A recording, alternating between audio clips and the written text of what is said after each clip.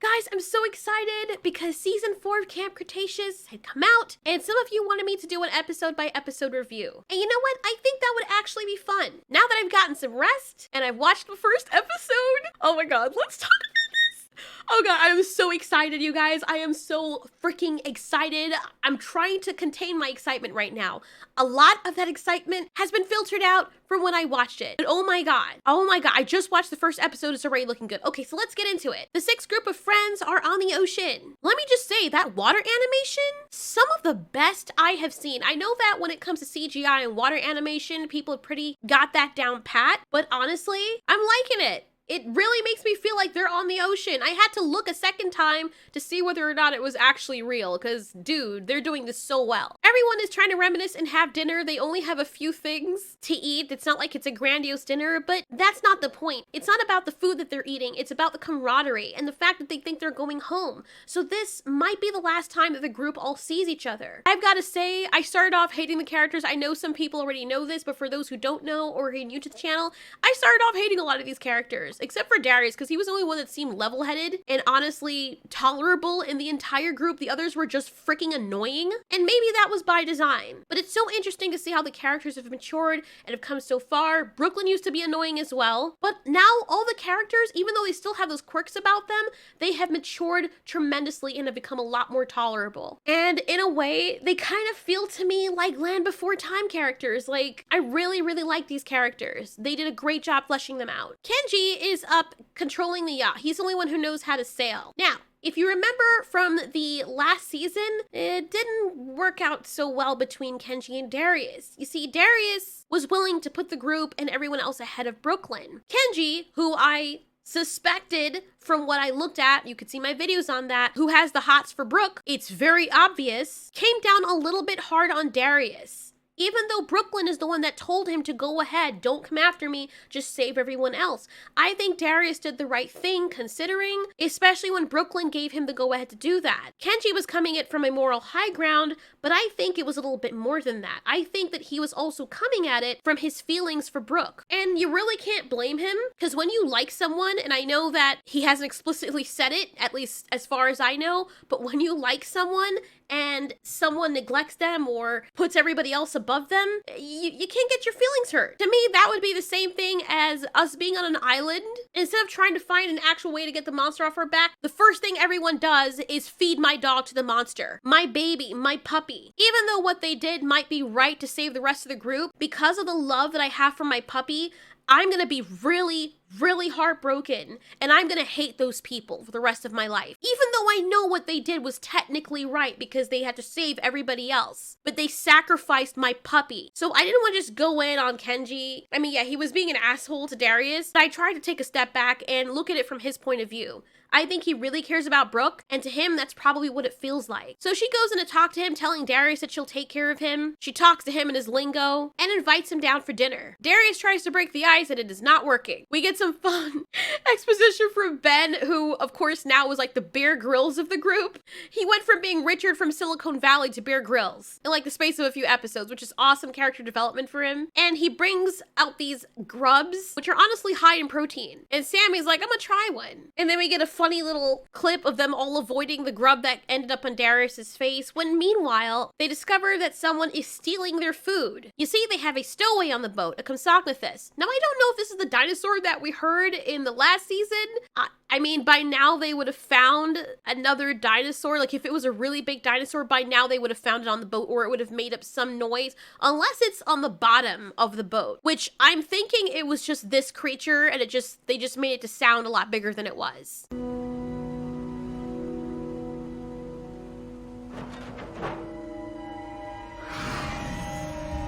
They made us think that it was going to be like this fake dinosaur, or that's what we were expecting because of the foreboding music, but it turns out it was just this little guy. They make it the mission to try and catch the compy, who was very elusive, and make note that they start searching through the entirety of the boat, and by now they would have already found another dinosaur on there if there was actually another dinosaur on there, which they didn't, which makes me think that the compy is in fact the only dinosaur on the boat. While Kenji is fixing something on the boat, they don't have any radar. Brooke comes in to see if she can kind of do some mediation and get Kenji to like Darius again, and try to tell Kenji that, hey, look, dude, I asked Darius to do this. He actually did the right thing. And you're making him out to be really, really horrible when he actually wanted to save the entire group and do exactly what I asked him to do. She's telling him to relax, and he's not radar, sonar.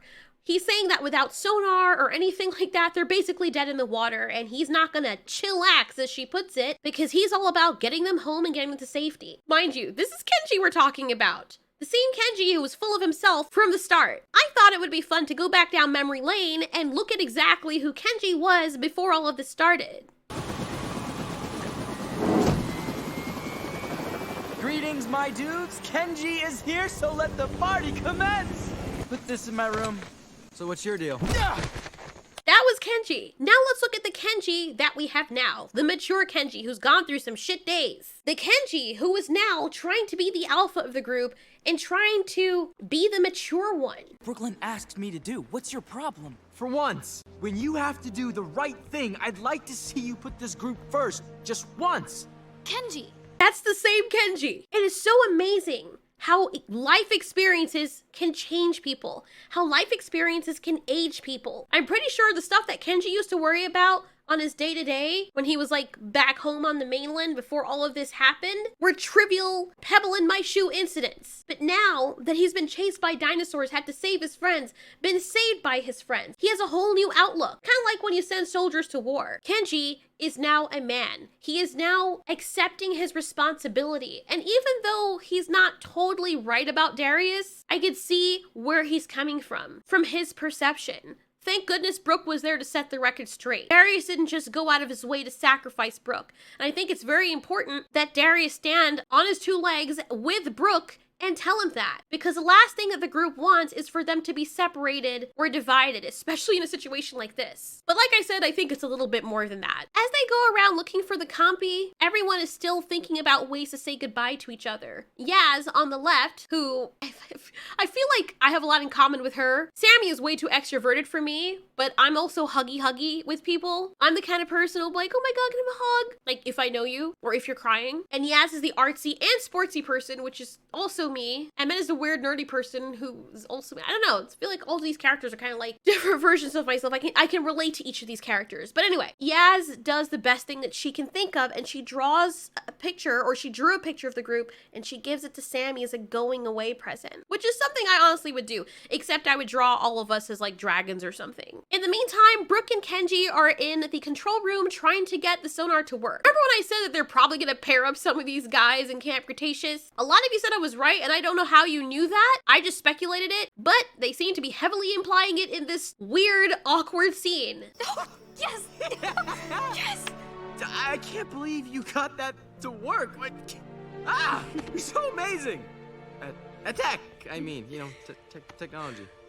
Fuck was that? What the hell are you guys doing? So clearly, obviously, Brooke likes Kenji, and we're probably gonna see some development of that later on. Kenji obviously likes Brooke. I call that from the beginning. The only thing I'm kind of like, what is, I thought Brooke liked Darius, but I guess she's fallen for Kenji, and I can see, looking at Brooke's character, what she's looking at. You see, Darius was the leader of the group, or is the leader of the group, or I don't really know. Kenji seems to be taking that role right now because he's the one with the boat. The reason why Brooke was so attracted to Darius, or at least identified with him more, is because the boy had common sense. Everybody else was just like running with their chickens, having their heads cut off. Wait, that's not the saying. What's the freaking saying? Running with their head cut off. God darn it. I have to look it up. Okay, I found it. Okay. Kitchen with their chicken with the legs cutting off. Fuck. Okay. No, whatever. They were acting like they didn't know what to do with themselves. And Darius stepped in, and he was a level-headed one. Freaking mind. Brooklyn seems to admire that in people who can stand up for themselves. And Kenji was not that. Kenji was like the child of the group. Very immature, very self-entitled, and all of that jazz. But now, having taken the captain role, Brooklyn can see that change. She even says as much later on in the scene. What? When I first met you, you did not make a good impression. I was like, that guy and I will never be friends. But now, out of all of us, I think you and I might be the most alike. I'm gonna miss you, Kenj. So from what they're showing us, it is very obvious in all of these YA type shows or TV shows, characters always pair up. Now I will admit that I didn't fully expect it to happen in a Jurassic Park franchise, but of course, you have to make it relatable, especially to the people who are watching. And adults and young audiences will be watching this, so of course, they're gonna make things relatable to the people who are watching. When I was 14, 15, I think Brooklyn's 16, or the character 16, I'm not sure. But I also had those crushes on people. I wouldn't have been bold enough to say it to anyone. I was way too shy, but they're obviously implying that here. Which is interesting because it's more realistic that this would happen with the characters. Anyway, just like I called it, when Brooklyn gets a sonar working, they discover that the propeller got stuck in the kelp bed. Darius volunteers as tribute to go down and free it. You can see the kelp bed on the sonar. He frees the kelp that's tangled around the propellers. Kenji starts up the boat and everything's ready to go. They're free. Sort of.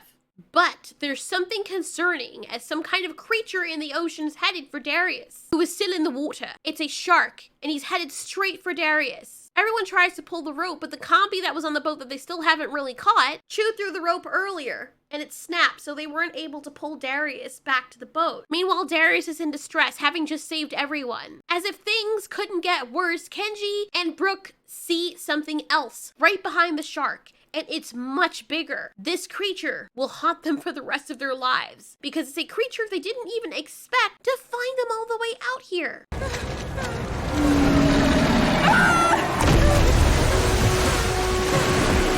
By the way, I really give the animation team some credit. I didn't notice this before, and I know that part of it's cut off because I didn't want to show the lines through the Netflix thing. If you look carefully, when the Mosasaurus comes up, he comes up, and when he goes back down, he's right next to Darius. Look at Darius. See how Darius makes that face and kind of angles backward momentarily? That is the pull of that animal going back down in the water and pulling the water back down. If you have a boat that sinks or a very large object that displaces water and you're right beside it, the act of it pulling the water down or going through the water, it makes a kind of suctioning motion, and if you're right next to it, you could get sucked down as well. That's why if something is sinking, you want to get as far away from that object as possible, especially if it has a lot of velocity or a lot of mass. And they actually put the physics of that in this animation. I don't know if that was by design, if that was on purpose, but that was amazing. It also allowed me to see the true nature or feel the true nature and be immersed in this episode, thinking that if I were in that situation, that's exactly how it would feel. This really huge creature is diving back down into the depths, and not only am I stuck and trying to get away from this creature, but it would suck me back down in the water with it by the movement of it diving back down in the water. That was really great attention to detail. Kenji, like a boss, is like, let me go save Darius. Because everyone already tried helping him and they're just standing there like not knowing what to do. They were trying to find ways to help him, but I can't even blame them because there's a Mosasaurus in there and those guys are like, my ass is not jumping in that water after you. I love you, Darius, but you know, life finds a way. Kenji saves Darius, who basically almost drowns. Why is Kenji? Why? I'm sorry. That position like that is so hilarious. I don't know why. It just looks hella funny. By the way, Kenji's hair though. They put out a lifesaver that Ben found and they launch it in the water and they stay on top to try and pull Darius back. I guess they were waiting for Ben to go find it to pull Darius back in. Darius seems to be very surprised that Kenji saved him and he's like, of course I did, bro. We got each other's back for life, man. I thought that was so sweet. That's kind of their way of saying everything is good now. It's funny how you can put things into perspective when you're mad at someone and you almost watch that person get killed. Real talk though, Kenji. Kenji, what pomade are you using though, bro? What gel are you using that your hair is still perfectly in its pomp and completely dry and still spiky? How though? What commercial should we be playing? Which product placement should go here? It'd be so funny if we were watching this on TV or something, or a streaming platform, and they cut or insert a commercial right there. Dippity-doo. For setting your hair. Dippity-doo. You again. They're not safe yet because the Mosasaurus has caught up to them and is trying to capsize the boat. Look at me. I have teeth inside my mouth, inside my teeth. Kenji tries his best to steer the boat, but now the boat is compromised. Yaz bravely tries to get it off the boat by hitting it in the face when its eye is right there. Bro, what are you doing? Stab it in the eye. Poke it in the eye. Jesus. The thing roars at her and almost kills them. She could have killed everyone because she chose not to do the most logical thing. The Mosasaurus lands on them, and next thing you know, as the storm is coming in, they all magically make it out okay. After the whole Mosasaurus attack, they get marooned on a beach and magically make it out okay in that situation, which I don't understand. Just have to keep remembering, land before time type situation. None of the main characters die. Did you float it on some flotsam? Like, how are you all here? Nobody needed resuscitation. The compy made it too. Okay, you can let go of their hand now. You can let go of the hands. Cold and wet, they find a cave, and they have no idea what's inside this cave, but they need shelter from the storm, and so they head inside the unknown. And that's basically the end of that episode. Man, this episode was freaking awesome, guys. Okay, this is really hard for me because I know that you all want me to do this episode by episode, and the easiest way to do this and to get stuff out so you guys can start watching is to watch one episode and do a review while it's fresh in my mind, so I can actually do it with justice and start to analyze stuff as well. But what I gotta say for the start of season 4 of Camp Cretaceous, woo, it was really nice. I love it. It has that great tone of suspense and danger, and it never comes across as too corny. And the characters, the human elements, even though we don't really see dinosaurs all that much, I enjoy seeing the humans on screen. I actually enjoy the human characters because they give them humanity. They make them relatable. They make us feel as though sometimes they're actually in danger. And we've seen examples like of Yaz getting hurt or even Ben getting hurt, and you feel bad. While you don't think anything necessarily will happen to anyone, it's still great knowing that there's still some stakes. And understand that somewhere in another universe, they'd probably all be dead already. That would make for a much darker show. But I can honestly see this as like a book series with how adventurous it is and how the story progresses. I just can't wait to see how it's going to tie into Jurassic Park Dominion and the rest of the Jurassic Park franchise. Thanks so much for watching. This has been Ultiori. You ask, we answer.